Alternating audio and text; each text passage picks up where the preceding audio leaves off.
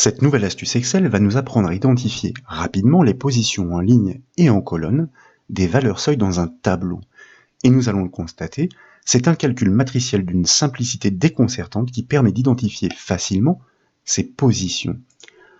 Pour la mise en place de cette astuce, nous suggérons d'appuyer l'étude sur un classeur existant et offrant des données à analyser. Et comme toujours, ce classeur est offert au téléchargement depuis le site bombache.fr. Nous découvrons un tableau relatant les ventes consolidées de quelques articles sur les 6 premiers mois de l'année. Vous notez que deux petites règles de mise en forme conditionnelle font ressortir dynamiquement et explicitement le résultat le meilleur en vert, ainsi que le résultat le moins bon en rouge clair. De plus, sur la droite du tableau, deux calculs exploitant respectivement les fonctions Excel max et min viennent isoler ces données seuil. Dans les cases situées juste en dessous de ces résultats, donc ici et ici, nous devons maintenant trouver quelles sont les positions respectives en ligne et en colonne de ces valeurs. Enfin, si vous déployez la zone nom en haut à gauche de la feuille, vous remarquez qu'un nom de plage, valeur, désigne cette donnée. Naturellement, nous exploiterons ce nom pour simplifier la construction de la formule matricielle. Pour calculer les positions en ligne et en colonne des valeurs max et min, c'est la fonction SUMPROD qui apporte facilement la solution. Mais attention, il ne s'agit pas de réaliser la somme des multiplications respectives comme il est de coutume dans son usage classique. Son emploi est ici dérivé, et ce n'est pas une nouveauté comme nous avons pu le constater à l'occasion d'astuces précédentes. Il est question de lui passer une matrice conditionnelle dont la vocation est de déceler la présence de la valeur seuil sur la plage de données. En recoupant cette matrice conditionnelle avec celle renseignant sur les indices de ligne ou de colonne des cellules impliquées, nous isolerons les positions.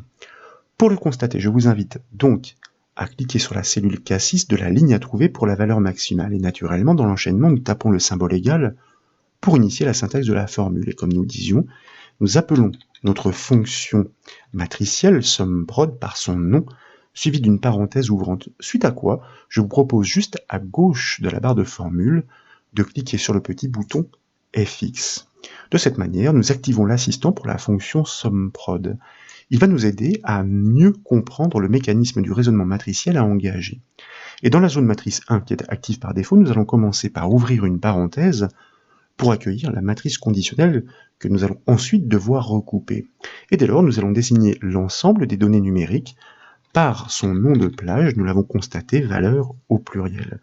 Nous pouvons maintenant taper le symbole égal pour annoncer la condition à observer sur cette matrice. Je vous rappelle qu'il s'agit d'une matrice conditionnelle. L'objectif, sur toutes ces cellules qui vont être passées tour à tour en revue, est d'établir la concordance avec la valeur la plus grande. C'est la raison pour laquelle nous appelons notre fonction max suivie d'une parenthèse ouvrante, que nous faisons agir sur la même plage de données reconnue par son nom, valeur suivie d'une parenthèse fermante, donc pour ponctuer notre fonction max, suite à quoi nous pouvons aussi fermer la parenthèse de notre matrice conditionnelle. Et aussitôt, comme vous pouvez le voir, des indicateurs booléens temporaires surgissent en regard de la zone matrice 1, sur la droite plus précisément.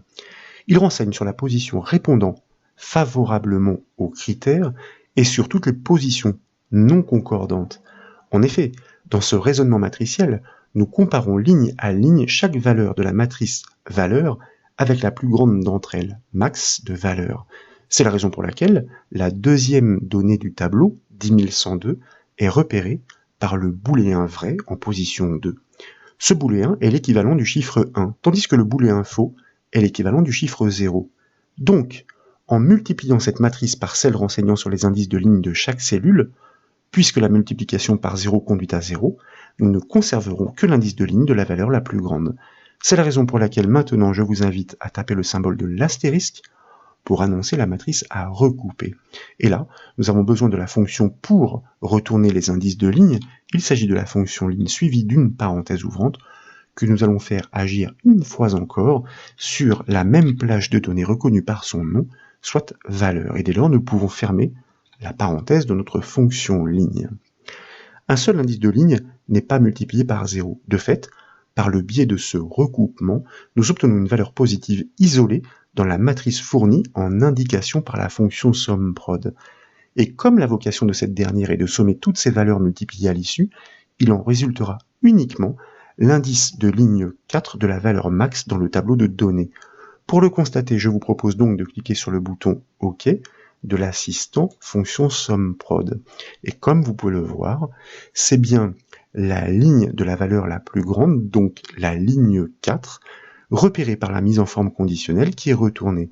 Et bien entendu, si vous trafiquez les ventes pour modifier le maximum, ici par exemple, nous pourrions passer la valeur, pourquoi pas, à 12 120, constatez-le, en même temps que la couleur de la mise en forme conditionnelle se déplace pour repérer ce maximum, le calcul de la nouvelle position s'ajuste automatiquement en cellule K6 pour indiquer que cette valeur seuil est située en ligne 9. Il ne nous reste plus qu'à décliner la formule matricielle pour obtenir la position de cette valeur maximale. Dans la fonction SUMPROD, il ne s'agit plus de recouper la matrice conditionnelle par la matrice des indices de ligne, il s'agit naturellement de la recouper par la matrice des indices de colonne. Il suffit donc de remplacer la fonction ligne par la fonction colonne. C'est la raison pour laquelle, tout d'abord, de retour sur la cellule K6 et plus précisément dans sa barre de formule, je vous propose de prélever la syntaxe par CTRL-C, de sortir proprement de la barre de formule par la touche entrée du clavier.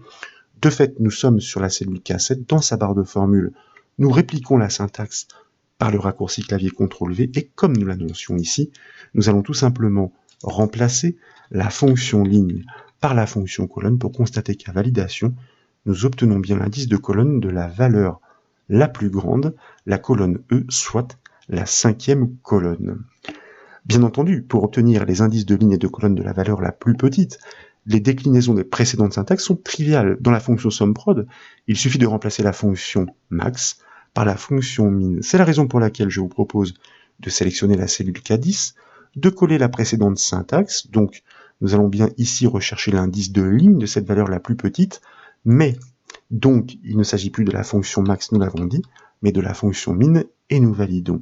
Et là nous allons prélever la syntaxe pour l'indice de colonne de la valeur la plus grande, pour la coller dans la barre de formule de l'indice de colonne pour la valeur la plus petite, de manière à pouvoir remplacer, là aussi, la fonction max par la fonction min. Et nous constatons effectivement que nous obtenons bien l'indice de ligne 6 pour la valeur la plus petite avec l'indice de colonne 7 correspondante à la colonne G. Et si d'aventure, une fois encore, nous modifions ces valeurs de manière à trouver une valeur seuil plus petite que celle qui n'était déjà, constatez que en même temps que la mise en forme conditionnelle se déplace automatiquement, les calculs se mettent à jour eux aussi automatiquement pour repérer en ligne 6 et en colonne 4 cette fois les coordonnées de cette valeur minimale. Voilà donc pour cette nouvelle astuce Excel, j'espère qu'elle vous a plu. Si c'est le cas, comme toujours, je compte sur vous pour mettre un petit j'aime à la vidéo et comme vous le savez, vous pouvez retrouver toutes les astuces, mais aussi toutes les formations, sur le site bombache.fr. Je vous remercie.